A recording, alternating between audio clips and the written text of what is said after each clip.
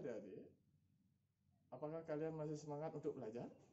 Ya, kalau masih semangat, ya, sekarang kita belajar mengenai peluang. Nah, untuk pertama-tama, perkenalkan dulu, nama kakak I. Gede Suryanata. Kakak mengajar di SMK Negeri 2 Singaraja. Kakak mengambil guru matematika. Nah, untuk kali ini, peluang itu adalah besaran yang digunakan untuk mengekspresikan suatu kejadian yang mungkin akan terjadi. Nah, tujuan dari pembelajaran peluang ini supaya adik-adik bisa yang pertama menentukan ruang sampel, yang kedua titik sampel, yang ketiga kejadian. Nah, untuk memahami lebih lanjut materi ini, kita langsung aja ke slide selanjutnya. Oke adik-adik, mari kita lanjutkan. Dalam peluang, kalian harus memahami 3 istilah. Yang pertama adalah ruang sampel, yang kedua adalah titik sampel, yang ketiga adalah kejadian. Ruang sampel adalah himpunan semua kemungkinan hasil yang didapatkan dari suatu percobaan. Terus, titik sampel adalah bagian dari ruang sampel atau setiap anggota dari ruang sampel.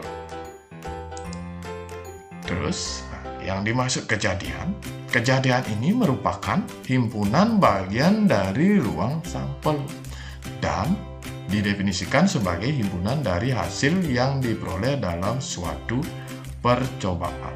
Nah, untuk memahami istilah-istilah tersebut, kakak kasih contoh soal. Contoh pertama, tentukan ruang sampel pada percobaan melemparkan sebuah dadu 1 kali. Tuliskan kejadian muncul bilangan ganjil. Nah, di sini hasil yang mungkin pada percobaan melemparkan sebuah dadu 1 kali, hasil yang mungkin akan muncul mata dadu 1, mata dadu 2, mata dadu 3, mata dadu 4, mata dadu 5, mata dadu 6. Nah, sesuai dengan pengertiannya, maka ruang sampelnya atau bisa kita notasikan dengan S. Ruang sampelnya adalah atau S bisa ditulis dengan S sama dengan mata dadu 1, mata dadu 2, mata dadu 3, mata dadu 4, mata dadu 5, mata dadu 6. Ini ruang sampelnya. Disebut ruang sampelnya. Terus, kejadian munculnya bilangan ganjil atau bisa kita notasikan dengan K. Nah, sekarang kita lihat di sini di ruang anggota ruang sampelnya. Nah, munculnya mata dadu ganjil. Nah, ingat ganjil. Nah, kalian pasti tahu bilangan ganjil apa aja. Berarti mata dadu 1, mata dadu 3, mata dadu 5. Bagaimana? Bisa kalian paham? Nah, selanjutnya kita masuk ke peluang kejadian. Peluang kejadian ini dirumuskan sebagai berikut. Nah, di sini rumus peluang kejadian bisa kalian lihat. PK sama dengan NK dibagi dengan NS. Nah, NK ini disebut dengan banyaknya anggota kejadian K. Terus, NS ini disebut dengan banyaknya anggota ruang sampel. Biasanya peluang kejadian itu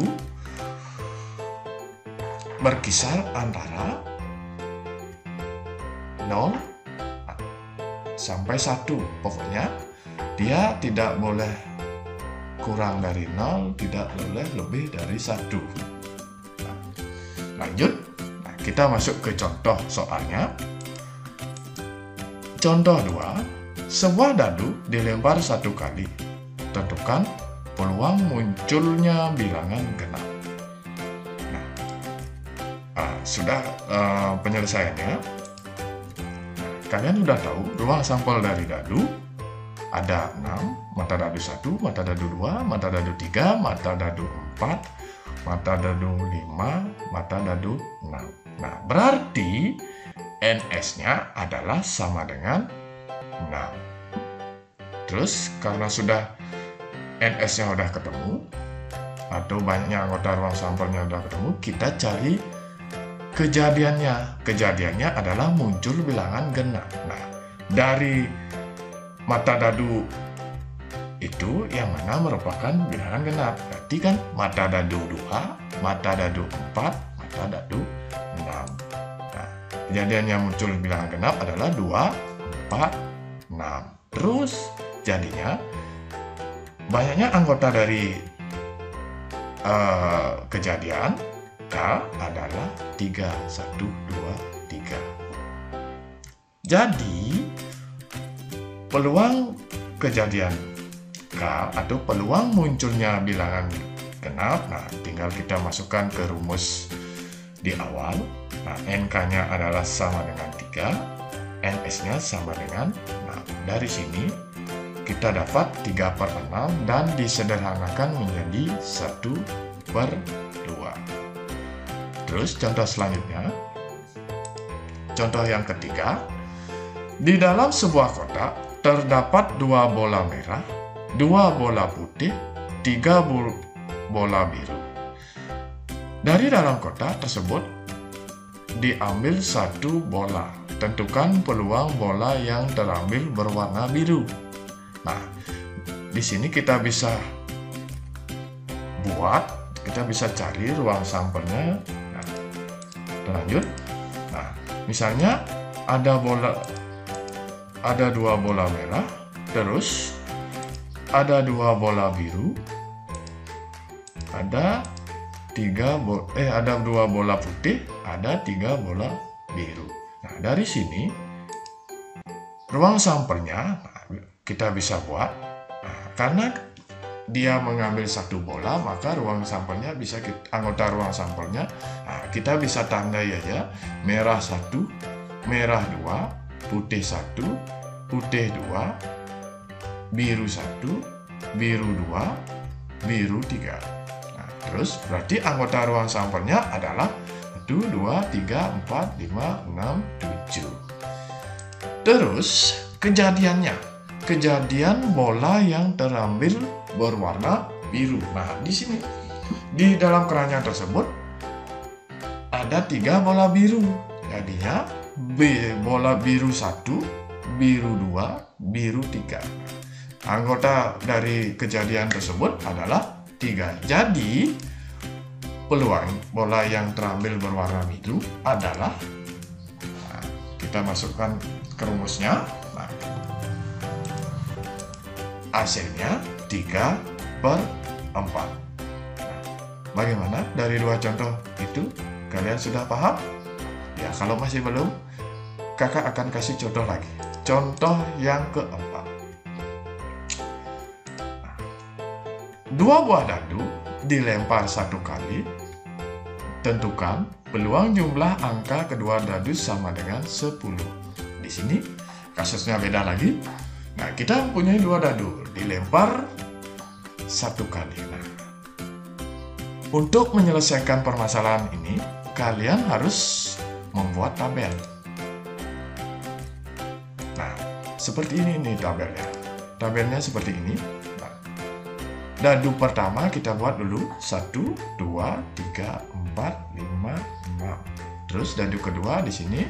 Nah, berarti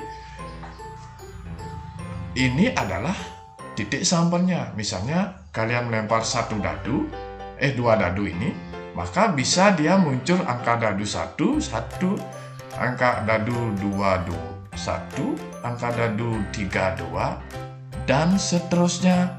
Nah, sebanyak, bisa kalian hitung ini 1, 2, 3, 4, 5, sampai 36. Jadi NS-nya atau anggota ruang sampelnya adalah 36.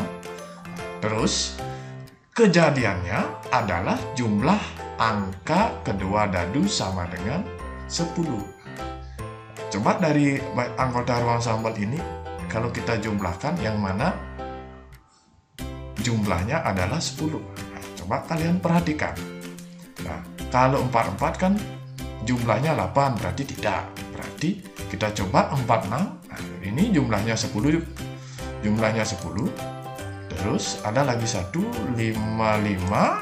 Oh, lagi satu ini ada 64. Jadi